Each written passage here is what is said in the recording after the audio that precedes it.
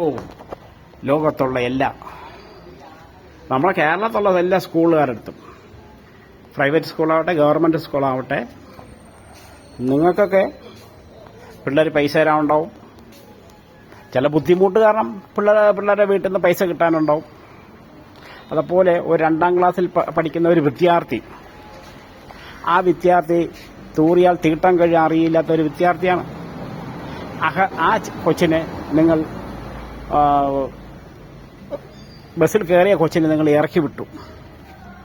പറഞ്ഞ മനസ്സിലാവുന്നുണ്ടോ? ആ കൊച്ച് കരഞ്ഞുകൊണ്ടാണ് വീട്ടിൽ ചെന്നത്. ആ കൊച്ചിന് എന്തോരം വിഷമം ഉണ്ടായി കാണുന്നറിയോ? നിങ്ങൾക്ക് 10,000 കിട്ടാനുണ്ട്, ശരിയാണ്. അതവിടുത്തെ പഞ്ചായത്തുകാരായിട്ട് നിങ്ങൾ ബന്ധപ്പെടണമെന്നേ. പഞ്ചായത്തുകാർ പറയും, പഞ്ചായത്തുകാരായിട്ട് ബന്ധപ്പെടണേ, ഇങ്ങനെ നിങ്ങൾക്ക് പൈസ തരാണ്. എന്താണ് നമ്മൾ 20ാം നൂറ്റാണ്ടിലെ താമസം. പറഞ്ഞ മനസ്സിലാവുന്നുണ്ടോ? പഞ്ചായത്തുകാരായിട്ട് ബന്ധപ്പെട്ടിട്ട് നിങ്ങൾ അതൊരു തീരുമാനം എടുക്കണം. അല്ലെങ്കിൽ പോലീസ് സ്റ്റേഷനിൽ പോകണം. ഒരു 1000 ഉള്ളൂ, 2 മാസത്തല്ലേ ഉള്ളൂ, 10,000-50,000 ഒന്നുമില്ലല്ലോ. ഇന്ന് 20ാം നൂറ്റാണ്ടാ. ആയിരത്തി ചോദിച്ചാലും സഹായം കിട്ടുന്ന ഒരു അവസ്ഥയാണ് നമ്മളെ നാട്ടിലുള്ളത്. സഹായം എന്ന് പറഞ്ഞിട്ടുണ്ടെങ്കിൽ നല്ല സഹായം കിട്ടുന്ന ഒരു സ്ഥലങ്ങളാണ്. പറഞ്ഞു മനസ്സിലാവുന്നുണ്ടോ? ആ കൊച്ചിന് എന്തൊരു വിഷമമുണ്ടോ? അവൻ 2ാം ക്ലാസ്സിൽ പഠിക്കുന്ന കൊച്ച്, എന്താണ് അവനും ആ വിദ്യാഭ്യാസം തന്നെ മടുത്തു. കാരണം വേറെ ഒന്നല്ല, അവൻ നാളെ ഈ നിങ്ങൾ ഈ കോളേജിലൊക്കെ പഠിച്ചു പോയി വല്ല മന്ത്രിയോ കലക്ടറോ മുഖ്യമന്ത്രിയോ പ്രധാനമന്ത്രിയോ ആവേണ്ട ഒരു കൊച്ചാണ്. നാളെ അതായി കഴിഞ്ഞിട്ടുണ്ടെങ്കിൽ അവൻ എന്തെങ്കിലും ഒന്ന് ആയി കഴിഞ്ഞിട്ടുണ്ടെങ്കിൽ നിങ്ങളെ ഈ സ്കൂളിൽ വരും പൂർവ്വ വിദ്യാർത്ഥി എന്ന് പറഞ്ഞിട്ടുണ്ട്. അത് അർത്ഥം മാറിപ്പോരുത് കേട്ടോ. പൂർവ്വ വിദ്യാർത്ഥി എന്ന് പറഞ്ഞാൽ അർത്ഥം മാറിപ്പോരുത്. അത് നിങ്ങൾ ചിന്തിക്കുക. കാരണം ആ ഒരുപാട് പൈസ ഒന്നും നമുക്ക് തരാനില്ലല്ലോ. ഒരുപാട് പൈസ ഒന്നും നമുക്ക് തരാനില്ല. അത് പറഞ്ഞാൽ മനസ്സിലാവുന്നുണ്ടോ?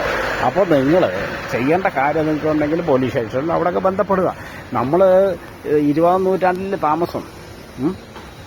നിങ്ങളൊരു കാര്യം ഓർക്കുക. ഇന്ന് എൻ്റെ മക്കളും പഠിച്ചിറങ്ങിയതാണ്. വിദ്യാർത്ഥി എന്ന് പറഞ്ഞിട്ടുണ്ടെങ്കിൽ നാളെ നിങ്ങളെ കാണുമ്പോൾ ബഹുമാനിക്കുന്നവരാണ്. പിന്നെ പോരെങ്കിലും ആ കൊച്ചിൻ്റെ മാതാപിതാക്കൾ പറഞ്ഞു, എന്താ പറഞ്ഞത്? ഞങ്ങൾക്ക് പിന്നെ താമസമുണ്ട്, അപ്പോൾ 2 മാസത്തെ പൈസ ഒന്നിച്ച് തരാം. ഗൾഫിൽ നിന്ന് പൈസ വന്നില്ല. ഗൾഫിൽ പോയിട്ടുണ്ടെങ്കിൽ അവസ്ഥ അങ്ങനെയൊന്നും ഇല്ലല്ലോ. ഇപ്പോൾ പണ്ടത്തെ പോലെയല്ല. ഗൾഫുകാരെന്ന് പറഞ്ഞിട്ടുണ്ടെങ്കിൽ അവിടെ അവർക്ക് തന്നെ ചില ദിവസം ഭക്ഷണം കിട്ടാത്ത ദിവസങ്ങളുണ്ട്, ശമ്പളം കിട്ടാത്ത ദിവസങ്ങളുണ്ട്, മാസങ്ങളുണ്ട്. പണ്ടത്തെ പോലെയല്ല. അറബികളൊക്കെ കള്ളന്മാരായിപ്പോയി. പറഞ്ഞാൽ മനസ്സിലാവുന്നുണ്ടോ? നിങ്ങൾ ഒരു കാര്യം ഓർക്കുക, നിങ്ങളെ മക്കളെ പോലെ സൂക്ഷിക്കുക.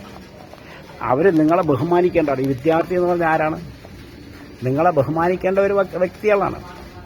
അത് നിങ്ങളിങ്ങനെ ചീഞ്ഞ വിദ്യാഭ്യാസം ആക്കരുത് കേട്ടോ. ഒരു സ്ഥിതി ചീഞ്ഞ വിദ്യാഭ്യാസം ആക്കരുത്. വിദ്യാഭ്യാസം എന്ന് പറഞ്ഞിട്ട് എന്താണ്? ഇന്ന് ഏറ്റവും സാറന്മാരെന്ന് വിളിക്കുന്ന ആരെയാണ്? നിങ്ങളെയാണ്.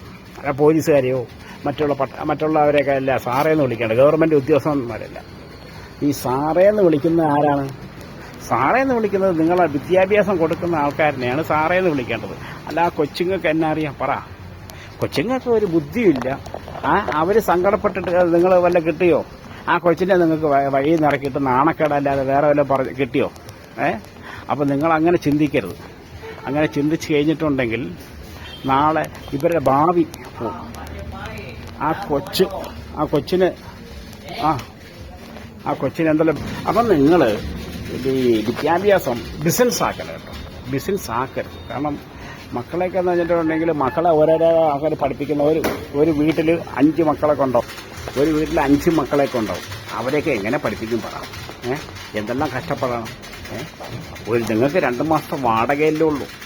വിദ്യാഭ്യാസം എന്ന് പറയുന്നത് മുറുക്കാൻ കട പോലെ ആവല്ലോ. ഇന്ന് വന്നിട്ടുണ്ടെങ്കിൽ ഇന്ന് 2 ദിവസം കടം പറഞ്ഞിട്ടുണ്ടെങ്കിൽ നാളെ വന്നാൽ ഞങ്ങൾ തരൂല. അങ്ങനെ പോലെ ഒരു മുറുക്കാൻ കട പോലെ ആവല്ലേ കേട്ടോ. വിദ്യാഭ്യാസം എന്ന് പറഞ്ഞാൽ എന്താണ്? നിങ്ങളെ നാളെ സാറന്മാരൊക്കെ നാളെ കണ്ടാൽ ഈ കൊച്ച് ബഹുമാനിക്കണം.